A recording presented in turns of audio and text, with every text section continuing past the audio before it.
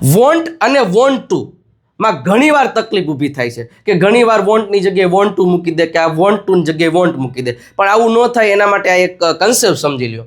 હવે વોન્ટ એક ક્રિયાપદ છે, જોઈએ છે, અને વોન્ટ ટુ ની બાજુમાં જ્યારે કોઈ ક્રિયાપદ આવે એટલે કોઈ વ્યક્તિને કામ કરવું છે, ઈચ્છા, એવું દર્શાવવામાં આવે છે. ફોર એક્ઝામ્પલ જુઓ, હવે ક્રિયાપદ છે સાદો વર્તમાન કાળ હોય તો સાદા વર્તમાન કાળમાં ક્રિયાપદની પાછળ એસ કે એસ લગાડવામાં આવે, નિયમ તમે જાણો જ છો. માની લો કે રાજેશ નામનો છોકરો છે, એવું કેવું છે કે રાજેશને પેન જોઈએ છે, તો સિમ્પલ એમાં વોન્ટ્સ જ આવે, એમાં વોન્ટ્સ ટુ ના આવે. એટલે જ્યાં લખ્યું છે કે રાજેશની બાજુમાં જે જોતું હોય, વોન્ટ્સની બાજુમાં જે જોતું હોય, Rajesh wants a pen, simple. રાજેશને કાર જોઈએ તો Rajesh wants a car, Rajesh wants your pen, Rajesh wants a book. આ જ રીતે સિમ્પલ થાય. પણ રાજેશને કંઈક કામ કરવું છે તો ત્યારે વોન્ટ્સ ટુ અને પછી જે ક્રિયાપદ હોય, Rajesh wants to speak English, Rajesh wants to go to school, તો આ રીતે આવશે.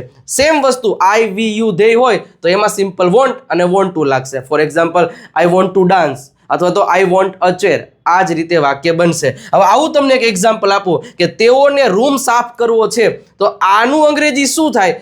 વોન્ટ્સ આવશે, વોન્ટ આવશે, વોન્ટ ટુ આવશે કે વોન્ટ્સ ટુ આવશે?